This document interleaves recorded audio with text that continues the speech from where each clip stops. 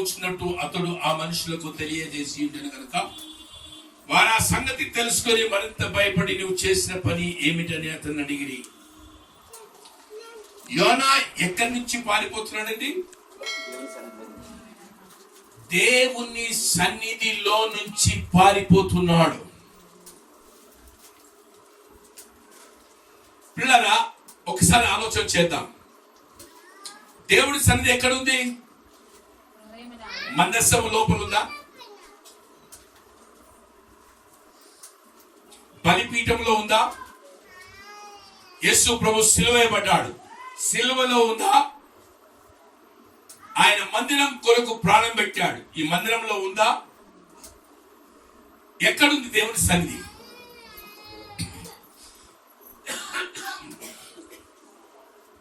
Bible ఏమంటుందంటే యోనా యెహోవా సన్నిధిలో నుండి పారిపోవుచుండెను. యోనా ఒక గొప్ప ప్రవక్త. దేవుడు పిలుచుకొని నీనెవె పట్టణంలో ఉన్న ప్రజలు నశించిపోతున్నారు కనుక జస్ట్ నువ్వు వెళ్ళి మీరు నశించిపోతున్నారు, దేవుని ఉగ్రత మీ మీదకి వస్తుందని ఒక చిన్న మాట చెప్పు అని యోనాను దేవుడు పిలిస్తే యోనా ఆలోచన చేశాడు ఏంటంటే, దేవుని దృష్టికి నీనెవె ప్రజలు భయంకరమైన పాపులు, వారు దేవుని శాపానికి గురి కావాలి అని ఆలోచన చేశాడు యోనా. దేవుని మాటను పెడిచెవిని పెట్టి ఏం చేశాడు తెలుసా? నీనెవె పట్టణానికి పోయే బదులు తర్షీషుకు పారిపోదామని ఒక పడవనెక్కి ఒక కేవనిచ్చి ఆయన వెళ్ళిపోతుంటే దేవుడు ఏం చేశాడు తెలుసా? నా సన్నిధి నీతో ఉంది, నీవు నా సన్నిధిలో ఉన్నావు, నా సన్నిధిని విడిచిపెట్టి నువ్వు పారిపోదామని ప్రయత్నం చేస్తున్నావు యోనా, కానీ నేను నిన్ను విడిచిపెట్టను. దేవునికి స్తోత్రం, హల్లెలూయా. అంటే దేవుణ్ణి ఒకసారి ఎరిగిన వ్యక్తి, యేసు ప్రభుని సొంత రక్షకుడుగా అంగీకరించిన వ్యక్తి, దేవుని వాక్యం చదివే వ్యక్తి, దేవుని సన్నిధిలో ప్రార్థన చేసే వ్యక్తి, దేవుని కొరకు విశ్వాసము ద్వారా స్టెప్స్ వేసే వ్యక్తి దేవుణ్ణి విడిచిపెట్టి పారిపోతానంటే దేవుడు విడిచిపెట్టాడు. దేవునికి స్తోత్రం, హల్లెలూయా. ఆమేన్. మీరు అనుకోవచ్చు ఒక్కోసారి, నాకేముందిలే, నేనేం పెద్ద విశ్వాసనా, నేనేమన్నా పెద్ద సంఘంలో మంచి పోస్ట్ ఉందా నాకు, లేకుంటే నేనేమన్నా దేవుని సేవ చేస్తున్నానా, ఏదో ఆదివారం చర్చికి వెళ్తున్నాను, వాక్యం వింటున్నా, ఇంటికి వస్తున్నాను, చక్కగా తింటున్నాను, పడుకుంటున్నాను, నా ఇష్టం వచ్చినట్టుగా సినిమాలు చూస్తున్నాను, నా ఇష్టం వచ్చినట్టు చేస్తున్నాను అనుకుంటాం. కానీ ప్రియులారా, దేవుడు ఒక మాట సెలవిస్తున్నాడు ఏంటంటే, ఆయన నిన్ను పిలిచాడు, నిన్ను రక్షించుకున్నాడు, నీవు నాకు కావాలి అని ఆయన సన్నిధికి నిన్ను ఆహ్వానించాడు. సేమ్ యోనాను ఎలా ఆహ్వానించాడో నిన్ను నన్ను కూడా ఆహ్వానించాడు. బైబిల్ ఏమంటే యోనా యెహోవా సన్నిధిని విడిచిపెట్టి పారిపోతున్నాడు. దేవునికి స్తోత్రం, హల్లెలూయా. ఆమేన్. ప్రియులారా, దేవుని సన్నిధిని విడిచిపెట్టడం అంటే అంత ఈజీ కాదు. దేవుని సన్నిధి నుంచి పారిపోవడం అంటే అంత ఈజీ కాదు. దేవుడు మన రక్షకుడు, మనల్ని విమోచించిన వాడు, ఆయనని మనం విడిచిపెట్టి పారిపోతామంటే అంత ఈజీ కాదు. ఏం జరిగింది తెలుసా? నీవు పారిపోతానా సరే నేను నిన్ను పట్టుకుంటానన్నాడు. హల్లెలూయా. అంటే ప్రియులారా, మనం అనుకుంటాం ఏముంది, నన్ను ఎవరు చూస్తున్నారే అనుకుంటాం. నిన్ను ఎవ్వరు చూడక్కర్లే, నీ దేవుడు నిన్ను చూస్తూ ఉన్నాడు. నీవెక్కడికి పోయినా సరే నీతో ఆయన ఉంటాడు. హల్లెలూయా. ప్రియులారా, ఏం జరిగిందో తెలుసా? యోనా పారిపోదామని ఒక పడవ ఎక్కాడు. మనందరికి తెలిసిన స్టోరీ చెప్తున్నాను. పడవ ఏం జరిగిందంటే, సముద్రం మధ్యలోనికి పోగానే భయంకరమైన తుఫాను, గాలి, విపరీతమైనటువంటి ఒక సునామీ లాగా వచ్చేసింది. వచ్చి పడవ మునిగిపోయే పరిస్థితి వచ్చింది. ఏం చేయాలో అర్థం కాలే. ఏమైంది తెలుసా? పడవలో ఉన్న వారందరూ కూడా భయపడిపోతున్నారు. ఎంత భయంకరమైన తుఫాను, ఒకవేళ పడవ అల్లకల్లమై ఒకవేళ తిరిగి పడిపోయినట్టయితే అందరం చనిపోతాం అని ఆలోచన చేసింది. అంటే ఉన్న వస్తువులన్నీ కూడా ఆ పడవని తేలిక చేయడానికి సముద్రంలో పడేశారు. చివరికి ఏం చేయాలో అర్థం కాలే. పడవ నడిపిస్తున్న నాయకుడు.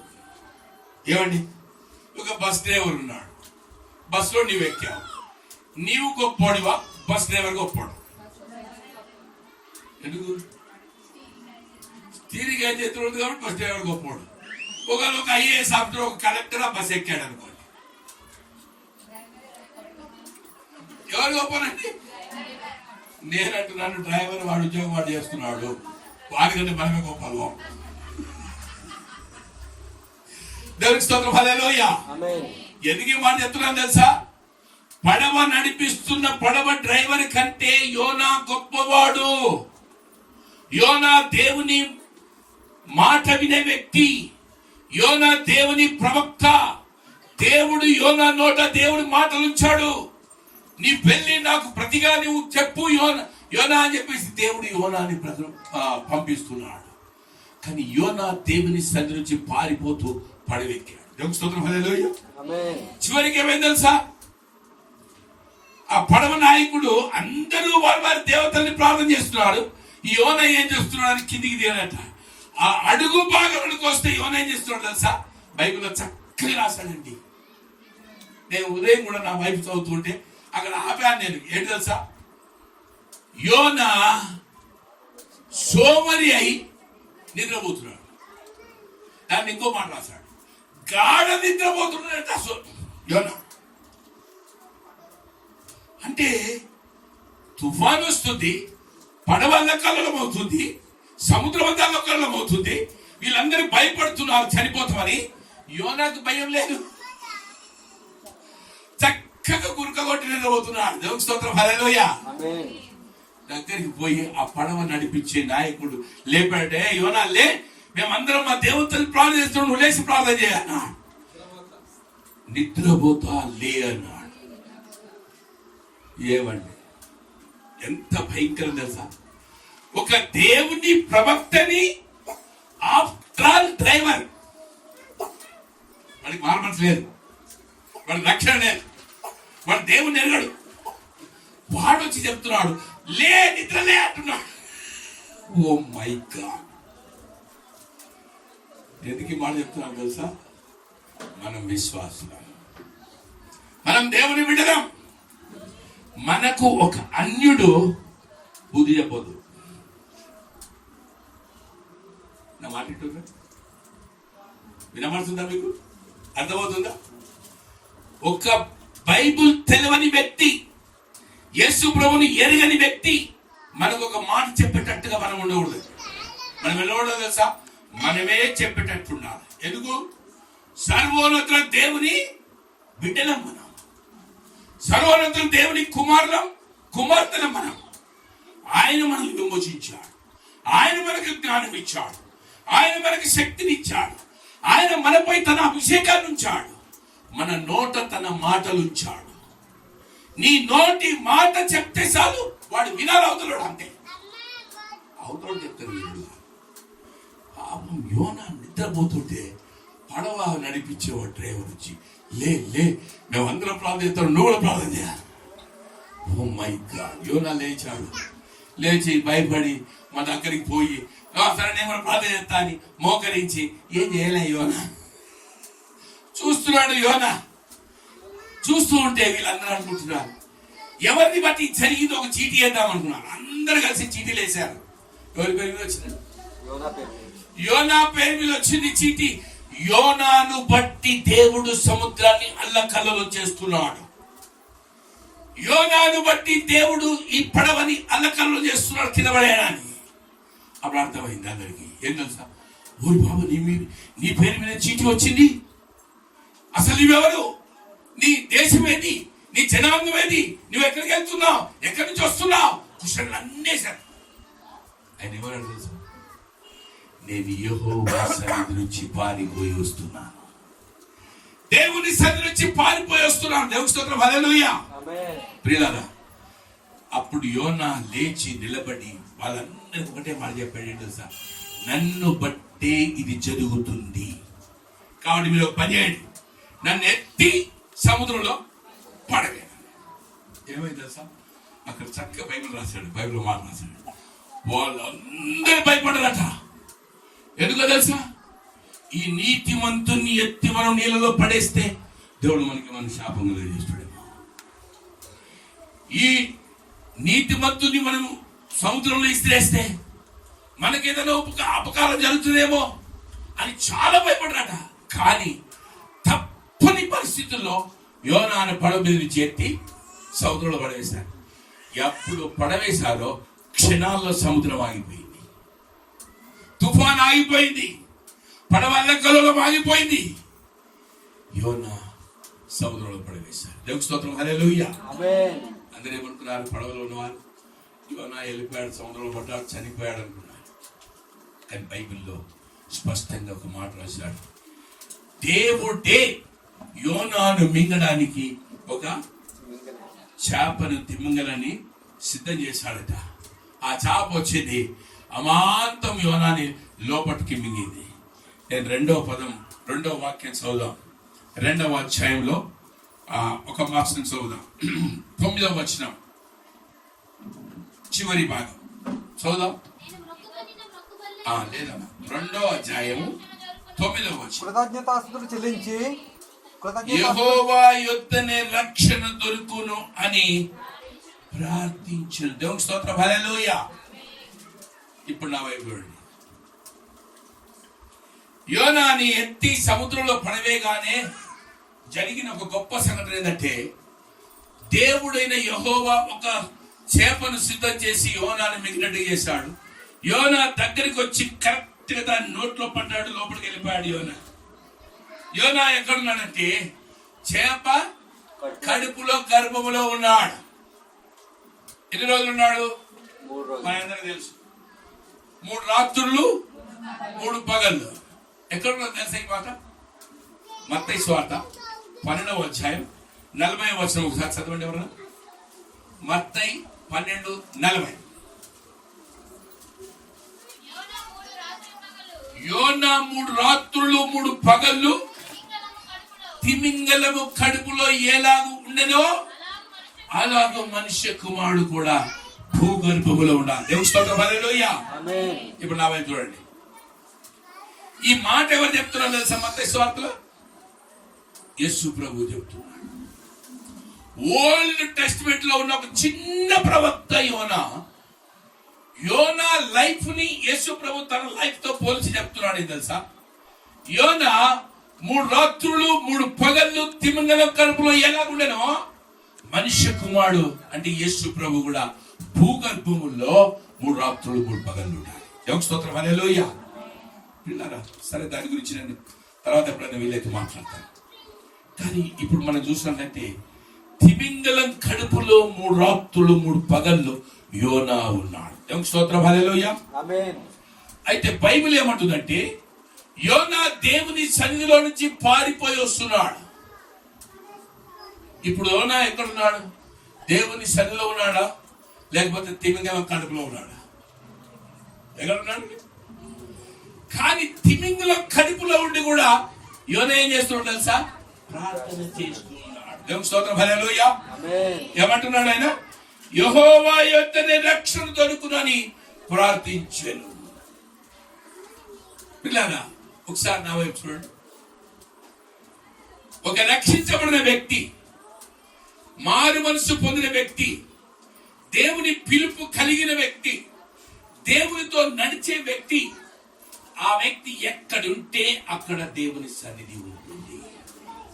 గట్టిగా చెప్పా, హల్లెలూయా, హల్లెలూయా.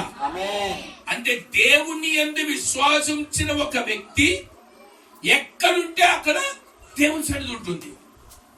ఇప్పుడు యోనా ఎక్కడున్నాడు? ఎక్కడున్నాడండి? ఎట్టున్నారు? తిమింగలము చేప గర్భములో యోనా ఉన్నాడు. కానీ యోనా ఉన్న ప్లేస్ లో దేవుని సన్నిధి ఉన్నది. దేవునికి స్తోత్రం, హల్లెలూయా. ఆయన అందుకే లోపల ఉండి గర్భంలో ఉండి ప్రార్థన చేస్తున్నాడు, దేవుణ్ణి అడుగుతున్నాడు. ఇప్పుడు ఒక్కసారి నా వైపు చూడండి. మీరు ఒకసారి నా మాట ఆలోచించండి.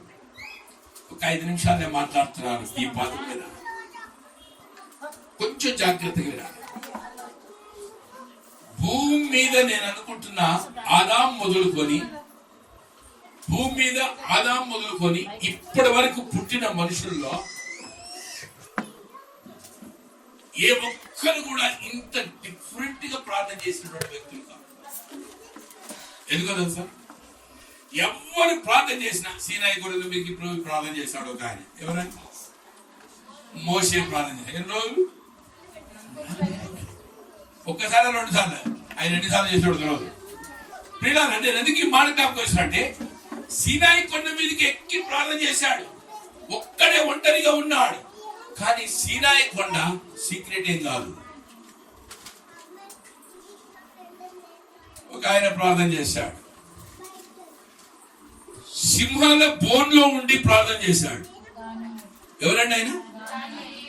దానియేలు సింహాల బోన్లో ఉండి ప్రార్థన చేశాడు. కానీ ఆ బోన్లో దానియేలు కనబడుతున్నాడు, సింహాలు కనబడుతున్నాడు. దేవుని స్తోత్రం, హల్లెలూయా. సింహాలు దానియేలుని ఏమీ చేయలేకపోయాయి. దేవుని స్తోత్రం, హల్లెలూయా. కానీ ప్రార్థన చేయడానికి ఒక ప్లేస్ ఉంది. ప్రార్థన చేయడానికి ఒక ప్లేస్ ఉంది. సాధు సుందర్ సింగ్ అని ఒక దైవజనుడు ఉన్నాడు. భారతదేశంలో పంజాబ్ రాష్ట్రంలో సిక్కు కుటుంబంలో పుట్టినటువంటి సాధు సుందర్ సింగ్. ఆయన ప్రభుని నమ్ముకున్నందుకు ఆయన తీసుకెళ్లి చాలా హింసలు పెట్టారు. ఒకసారట ఒక భయంకరమైనటువంటి ఒక జంతువు యొక్క చర్మం, పచ్చి చర్మం, వింటున్నాడు, వినపడుతుంది మీకు? పచ్చి చర్మం, ఆ జంతువు పచ్చి చర్మం ఒలిసి, ఇప్పుడు చూడండి, మీరు మేకను మీ ఇళ్ళ దగ్గర ఏదైనా ఫంక్షన్ అయితే మేకను కట్ చేస్తారు. కట్ చేసినప్పుడు వాడు చాలా ఆ తీగకు అతికించి దాని చర్మం అంతా తీస్తాడు చక్కగా. ఎక్కడ కూడా అటు ఇటు చెదరకుండా తీస్తాడు. తీసి దాన్ని బట్టి మళ్ళా దాన్ని సేల్ చేస్తాడు. ఆ విధంగా ఒక జంతువు యొక్క చర్మం అంతా తీసేసి పచ్చి ఉన్నప్పుడే దాంట్లో ఈయన పడుకోబెట్టి మూసినట్టు. అది ఎండిపోతే ఏమైతుంది తెలుసా?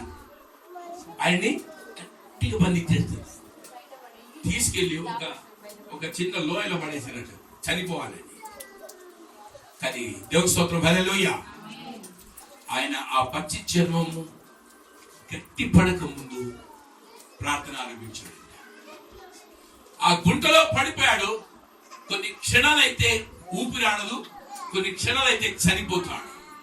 ఆ సిచ్యువేషన్ లో ఉన్నప్పుడు దేవుని వెలుతురు ఆ గుంటలో సాధు సుందర్ సింగ్ గారిని దర్శించిందట. దేవుని స్తోత్రం, హల్లెలూయా. ఆయన్ని దేవుడు ఉపదేశాడు. గుంటలో నుంచి ప్రార్థన చేసినప్పుడు దేవుడు ఆలకించాడు. దేవుని స్తోత్రం, హల్లెలూయా. కానీ నా యొక్క ప్రధాన ఉద్దేశం ఏంటి తెలుసా? ఈ చిన్ని మాట నేను ఆలకిస్తూ ఉంటే యెహోవా ఎత్తనే రక్షణ దొరుకునని ప్రార్థించాను. యోనా ఎక్కడ ప్రార్థిస్తున్నాడంటే చాప గర్భము లోపల ఉండి ప్రార్థన చేస్తున్నాడు. సీక్రెట్ ప్లేస్ ఏ మనుషుడు చూడలేడు. యోనా చేప గర్భములో ఉన్నాడన్న సంగతి ఏ మనుషుడు తెలియదు, ఏ మనుషుడు చూడలేడు. కానీ యోనా చేప గర్భములో ఉండి ప్రార్థన చేస్తూ ఉన్నాడు దేవునికి. నీవు నేను ప్రార్థన చేస్తాను. ఎంతమంది ప్రార్థన చేస్తున్నాం? చేస్తున్నాం. దేవుని స్తోత్రం, హల్లెలూయా. ఎక్కడ ప్రార్థన చేస్తున్నాం? ఇంట్లో. ఇంకెక్కడ ప్రార్థన చేస్తున్నాం? చర్చిలో. ఇంకెక్కడ ప్రార్థన చేస్తున్నాం? ఎక్కడ చేస్తున్నాం? ఒకవేళ ఇంట్లో చేస్తున్నాం. ఎవరెవరు ఉన్నారు ఇంట్లో నువ్వు ప్రార్థన చేసేటప్పుడు? ఓకే, నేను ఒక మాట చెప్పనా? ప్రార్థనకు ఒక సీక్రెట్ ప్లేస్ కావాలి. ప్రార్థనకు ఒక ప్రత్యేకమైన ప్లేస్ కావాలి. నీ గదిలోనికి వెళ్ళి తలుపులు వేసుకొని రహస్యమందు చూచుచున్న నీ దేవునికి ప్రార్థన చేయమన్నాడు బైబిల్లో. అప్పుడు నీ ప్రార్థన దేవుడు ఆలకిస్తాడు. దేవుని స్తోత్రం, హల్లెలూయా. గట్టిగా చప్పట్లు కొడుతూ ఉన్నాయి. యోనా తిమింగలము కడుపులో ఉండి యెహోవాను ప్రార్థన చేస్తున్నాడు. నేను భయంకరమైన ఉపద్రవములో ఉన్నాను, నేను చేప గర్భములో ఉన్నాను. 3 రాత్రులు 3 పగలు ఈ చేప గర్భం నుండి నేను ప్రార్థన చేస్తున్నాను. నేను చాలాసార్లు చెప్పాను, మళ్ళా చెప్తున్నాను. 3 రాత్రులు 3 పగలు యోనా ఫాస్టింగ్ అని ప్రార్థన చేస్తున్నాడు. యోనా కోసం చేప ఫాస్టింగ్ ఉంది. దేవుని స్తోత్రం, హల్లెలూయా. చేప అసలు ఫాస్టింగ్ ఉండదు. చేపకి ఏమవసరం? చేపకు ఆత్మ ఉందా? లేదు. కానీ దేవుడు బలవంతంగా యోనాకు పాఠం చెప్పాలని చేపను కూడా ఫాస్టింగ్ లో పెట్టాడు. దేవుని స్తోత్రం, హల్లెలూయా. అంటే ప్రియులారా, నేను ఒక మాట జ్ఞాపకం చేస్తున్నాను చూడండి. సృష్టిలో దేవుడు నిర్మించిన ప్రతిది కూడా దేవుని మాట వింటుంది. ఆకాశ పక్షులు కావచ్చు, భూమి మీద జంతువులు కావచ్చు, జలచరాలు కావచ్చు, అంటే సముద్రం లోపల ఉన్న చేపలు కావచ్చు, లేకపోతే జీవించిన మొక్కలు కావచ్చు, ప్రతిదీ దేవుడి మాట వింటుంది. దేవుడి మాట వినని వ్యక్తి ఎవరంటే ఆయన పోలిక, ఆయన స్వరూపంలో నిర్మించబడిన మనుషులమైన మనమే ఆయన మాట వినట్లే. ఒకవేళ వింటే దేవుడు నీతో ఉంటాడు. దేవుని స్తోత్రం, హల్లెలూయా. పిల్లలా, చాలా చక్కని మాట. యెహోవా యొద్దనే రక్షణ దొరుకునని యోనా చేప గర్భంలో ప్రార్థన చేశాడు. ఏం జరిగిందో తెలుసా? మనందరికి తెలుసు. మామూలుగా ఈ యోనా గ్రంథం అందరూ చాలాసార్లు విన్నా, కానీ నేను కొన్ని పాయింట్స్ మాత్రం మీకు జ్ఞాపకం చేస్తున్నాను. సడన్ గా యోనా గర్భంలో ఉన్నప్పుడు చేపకు దేవుడు ఆజ్ఞాపించాడు, యోనాను వామిటింగ్ చేయన్నాడు. తీసుకుపోయి ఓ యోనాని ఆ చేప ఏం చేసింది తెలుసా? యాక్చువల్గా ఈ దూరం పడవలో ప్రయాణం చేయాలి, నినివే పట్టణానికి వెళ్ళడానికి, సముద్రం మీద ప్రయాణం చేయాలి. కానీ ఈ చేప యోనాని ఎప్పుడైతే మింగిందో, ఈ చేప కరెక్ట్ గా యోనా ఎక్కడ ప్లేస్ కు వెళ్ళాలో అక్కడికి వెళ్ళిపోయింది. ఎక్కడ కానీ నీనెవే పట్టణపు ఒడ్డు దాకా వెళ్ళి అక్కడ వామిటింగ్ చేసింది. యోనా నీనెవే ఒడ్డున పడ్డాడు. తలగా పట్టుకున్నాడు యోనా. దేవుడు నన్ను విడిచిపెట్టట్లేదు. ఆయన చెప్పమన్న మాట నేను చెప్పకుండా ఉన్నందుకు నేను ఖచ్చితంగా చెప్పాల్సిందే నీవు అని నన్ను తీసుకొచ్చి మళ్ళా నీనెవే పట్టణంలో వదిలేశాడు. మొదటి వచనం ఏం చెప్తుంది? 3వ అధ్యాయం 1వ వచనం చదువుదాం. అంతటా యెహోవా వాక్కు రెండవసారి యోనాకు ప్రత్యక్షమై సెలవిచ్చినది ఏమనగా, నీవు లేచి నినివే మహాపురమునకు వెళ్ళి నేను నీకు ముందు తెలియజేసిన సమాచారము దానికి చాలండి. దేవుని స్తోత్రం, హల్లెలూయా. కొంచెం జాగ్రత్త విందాం. సో యోనా నీనెవే మహాపట్టణము సముద్రపు ఒడ్డున చేప వామిటింగ్ చేస్తే పడిపోయాడు. బైబిల్ సెలవిస్తుందంటే రెండవ మారు యెహోవా వాక్కు యోనాను దర్శించింది. యోనాను పిలిచి చెప్పాడు, నువ్వు ఇక పారిపోనికి వీల్లేదు, నువ్వు వెళ్ళి నినివే వారికి స్వార్థ ప్రకటించన్నాడు. 3 రోజులు ఫాస్టింగ్ ఉన్నాడు. చేప గర్భంలో భోజనం చేయలే. నాకంతా అనుకుని ఉంటుంది బహుశా. ఆ చేప వామిటింగ్ చేయగానే నాకు అనిపిస్తుంది యోనాకే బహుశా భయంకరమైన వాసన వచ్చి ఉంటుంది. అంత భయంకరమైన సిచ్యువేషన్ లో దేవుడు పిలిచి మాట్లాడుతున్నాడు. రెండవసారి స్వరం వినబడుతున్నాడు. దేవుడు, నువ్వు వెళ్ళి నినివే పట్టణానికి సువార్త ప్రకటించు, దానికి దుర్గతి కలుగునని ప్రకటించు. 3 రోజులు ప్రయాణం చేస్తే తప్ప నినివే పట్టణంలో సువార్త ప్రకటించడానికి కుదరదట.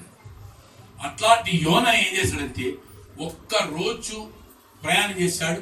కొంతమందికి చెప్పాడు, కలిసిన వాళ్ళకి దేవుడు ఉగ్రత రాబోతుంది అన్నట్టు చెప్పాడు, వదిలేశాడు. 1 డే చెప్పాడంటే ఆ చెప్పిన కొంతమంది, ఆ విన్న వాళ్ళు మళ్ళా కొంతమందికి చెప్పుకుంటూ పోయారు. చివరికి ఆ దేశపు రాజుకు కూడా ఆ వార్త వెళ్ళిపోయింది.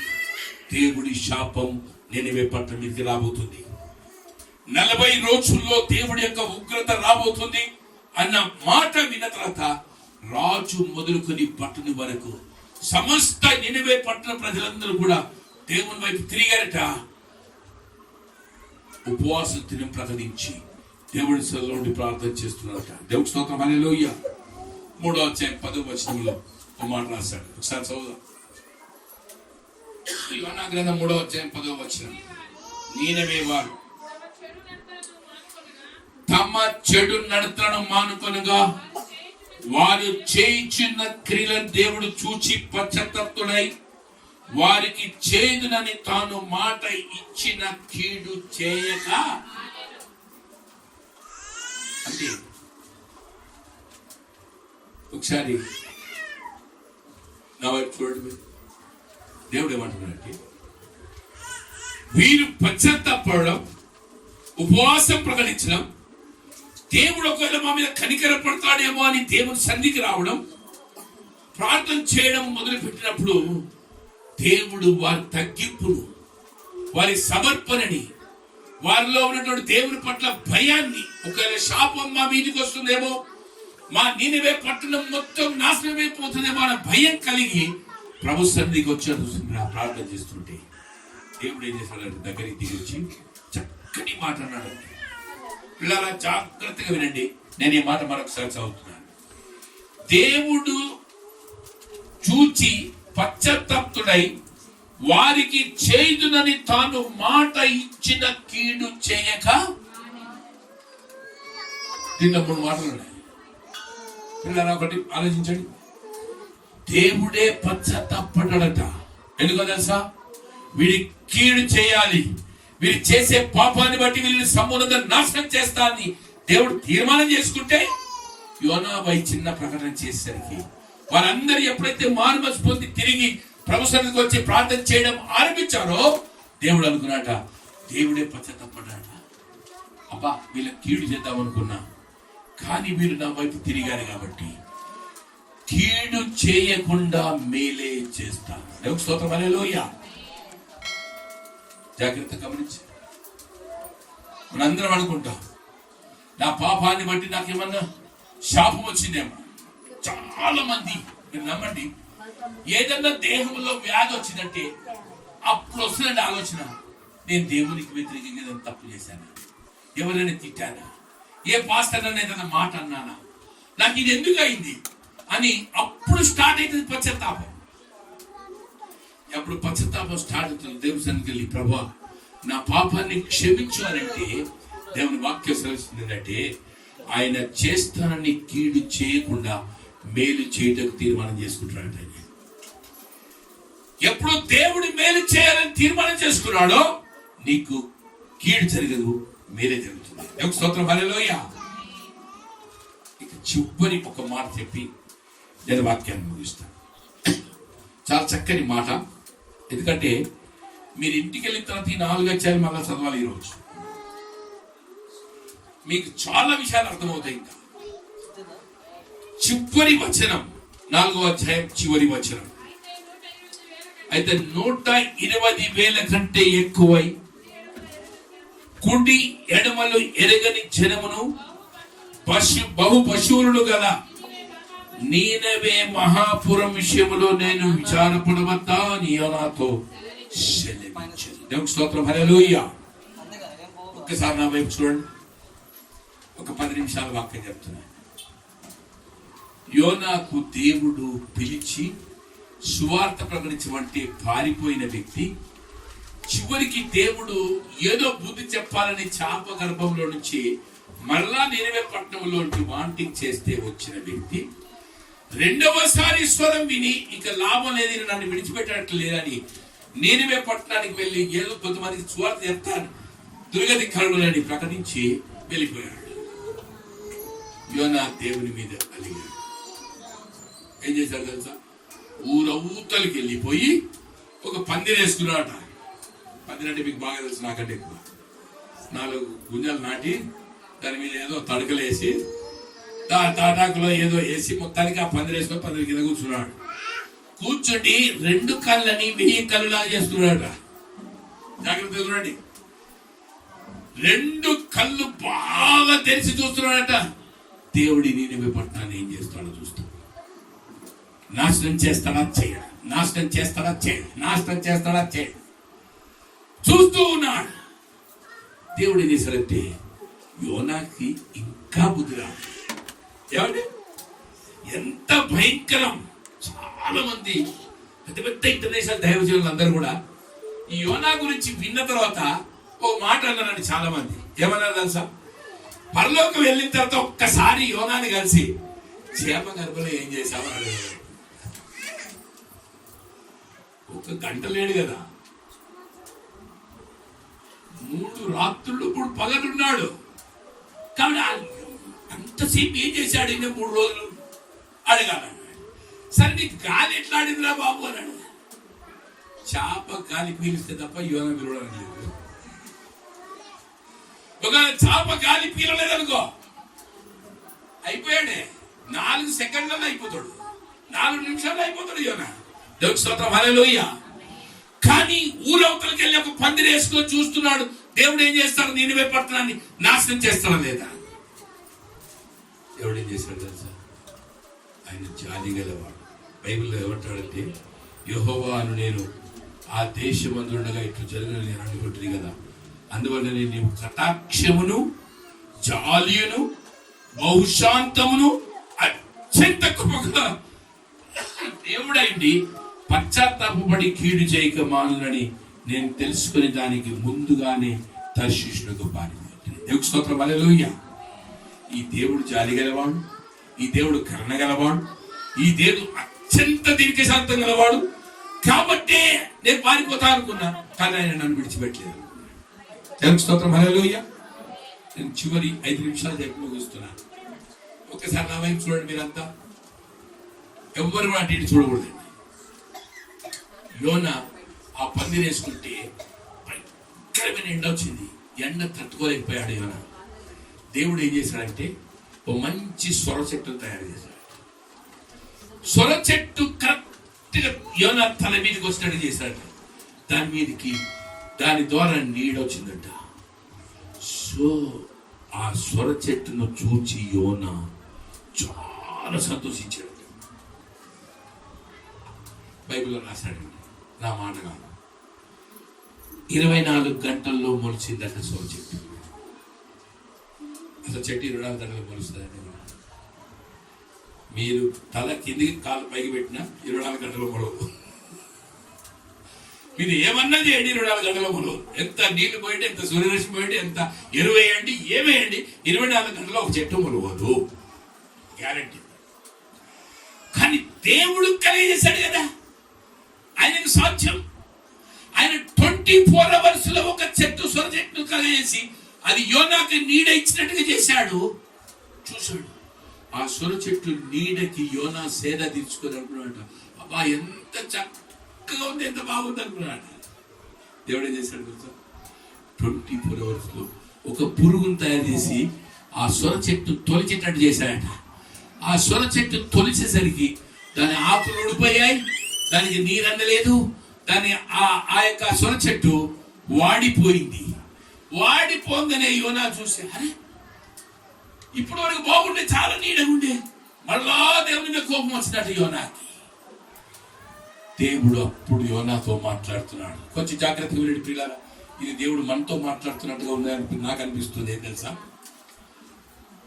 24 గంటల్లో పుట్టి పెరిగి నీడనిచ్చిన సొర చెట్టు తొలిచబడితే దాని విషయంలో నువ్వు ఇంత విచారపడుతున్నావు యోనా.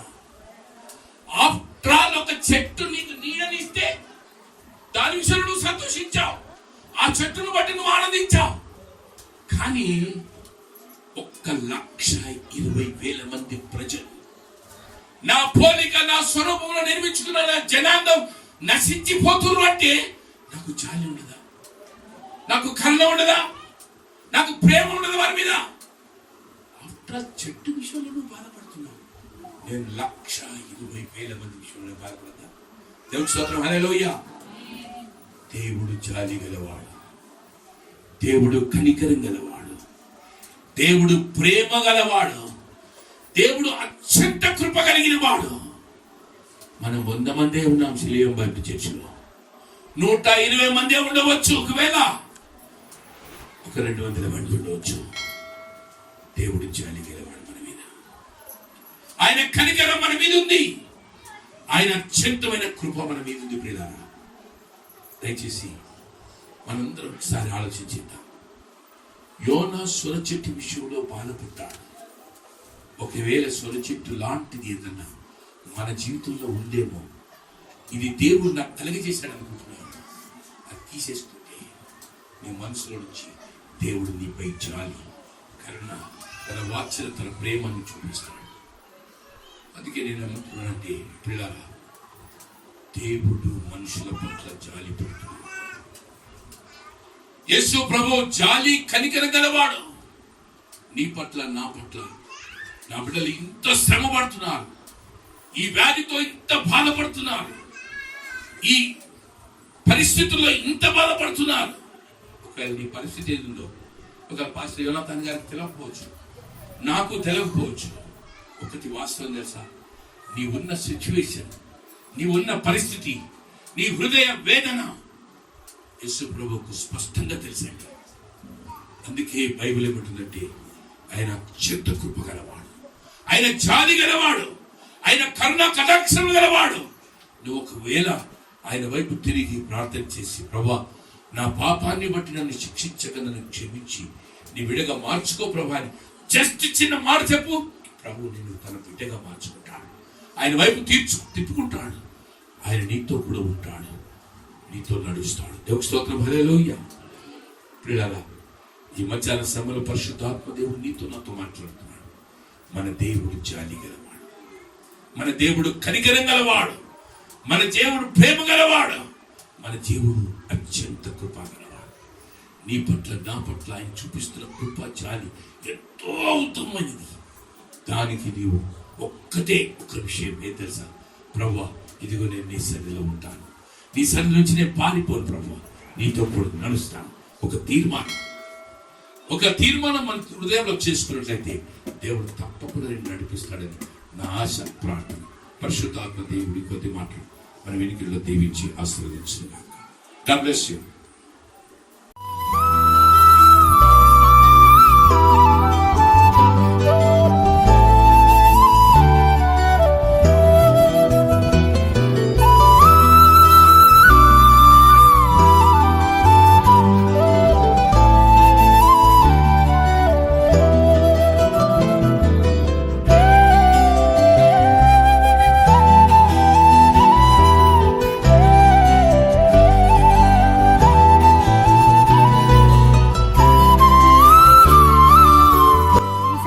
నచ్చినట్లయితే లైక్, షేర్, సబ్స్క్రైబ్ చేసుకోండి.